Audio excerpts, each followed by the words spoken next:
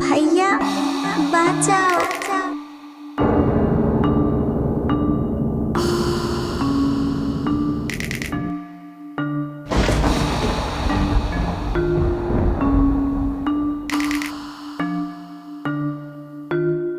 ভিতরে আসতে দিবি?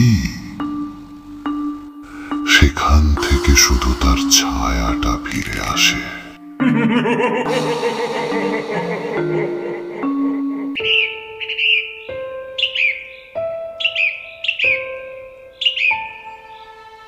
লোকমুখে একটা অদ্ভুত গল্প শোনা যায়।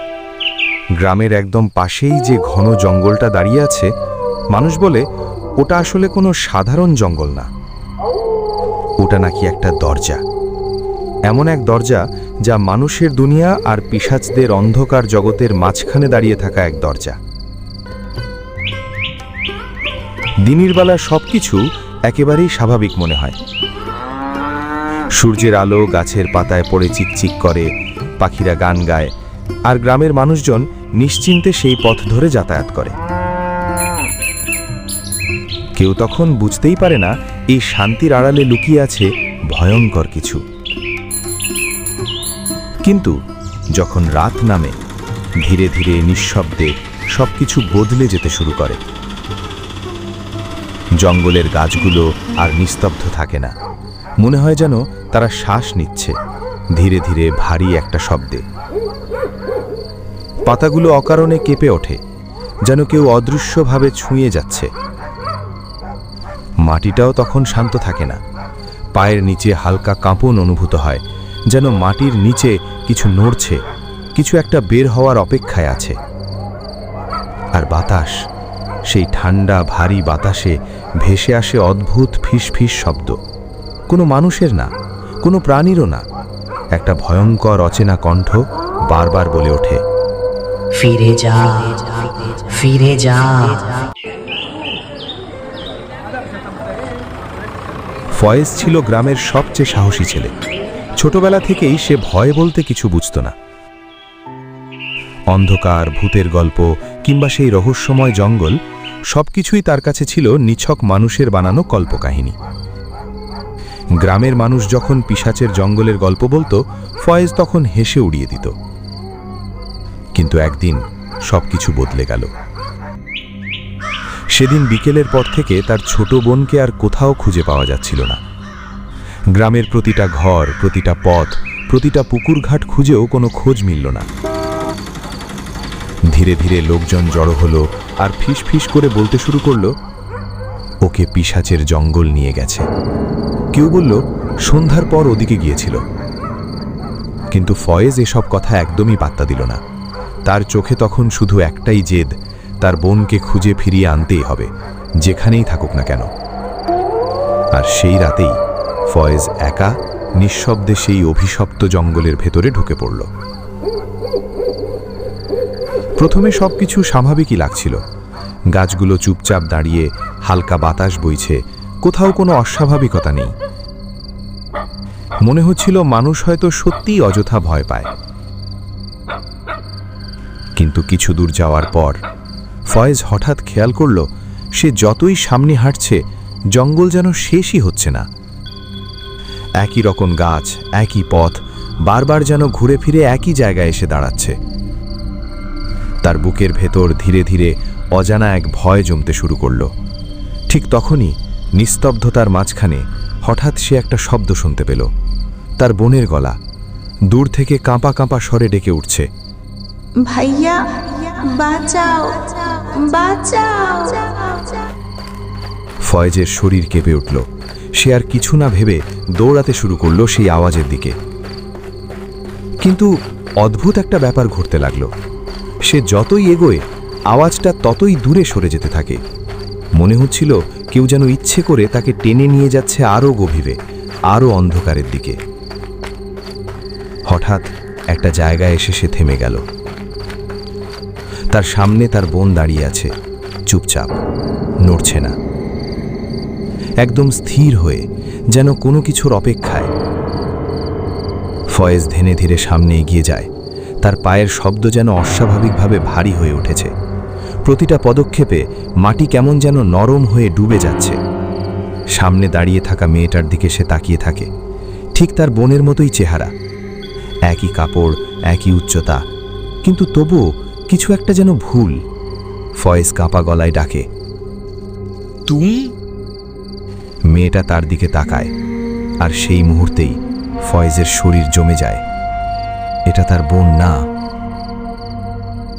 মেয়েটার চোখের জায়গায় কোনো চোখ নেই, সেখানে শুধু দুটো গভীর কালো ফাঁকা গর্ত। মুখটা কেমন জানি ফ্যাকাশে, চুলগুলো এলোমেলো, তার ঠোঁট ধীরে ধীরে বাঁকা হয়ে যায়। একটা অস্বাভাবিক বিকৃত ভয়ঙ্কর হাসি ফুটে ওঠে মুখে।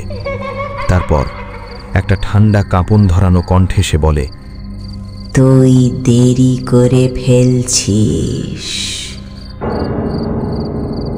ফয়েজের পা যেন হঠাৎ মাটিতে গেঁথে যায়। চারপাশে তাকাতেই তার শরীর ঠান্ডা হয়ে যায়। গাছের ডালে ডালে ফাঁস লাগানো কয়েকটা লাশ ঝুলছে, আর সেগুলোর মাঝেই তার নিজের বোনের লাশটা দুলছে। চারপাশের বাতাস হঠাৎ ভারী হয়ে ওঠে, নিঃশ্বাস নেওয়াটাও কঠিন লাগে। হঠাৎ চারপাশের অন্ধকার নড়তে শুরু করে।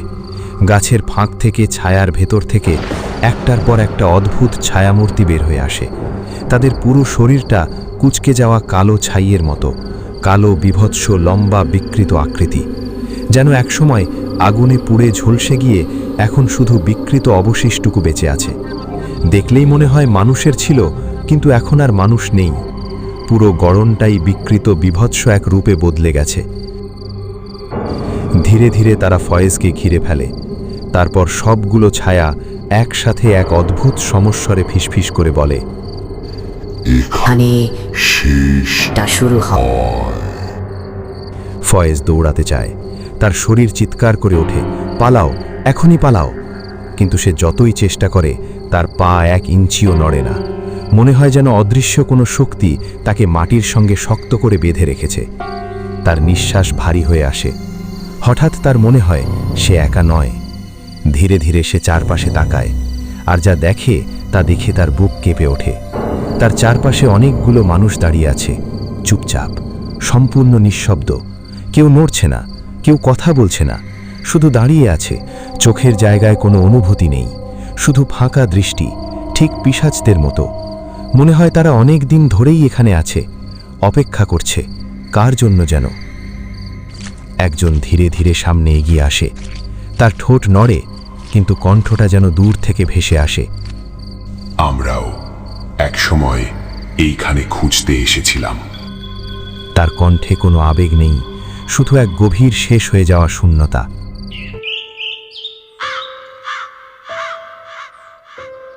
পরের দিন সকাল, গ্রামের মানুষজন যখন স্বাভাবিক দিনের মতো কাজ শুরু করতে বেরোলো, হঠাৎ করেই তাদের চোখ গিয়ে থামে জঙ্গলের ধারের দিকে। সেখানে ফয়েজ দাঁড়িয়ে আছে, চুপচাপ, একদম স্থির, যেন সে অনেকক্ষণ ধরেই ওখানে দাঁড়িয়েছিল। খবরটা মুহূর্তের মধ্যেই ছড়িয়ে পড়ে। তার মা দৌড়ে আসে, হাঁপাতে হাঁপাতে ছেলের কাছে পৌঁছে যায়। বাবা, তুই সারা রাত কোথায় ছিলি? তার কণ্ঠে কান্না, আনন্দ, অবিশ্বাস সব মিলেমিশে এক হয়ে গেছে। ফয়েজ ধীরে ধীরে মুখ তোলে। তার চোখ একদম স্বাভাবিক, যেন কিছুই হয়নি। তারপর সে হালকা করে হাসে, একটা শান্ত অদ্ভুত হাসি।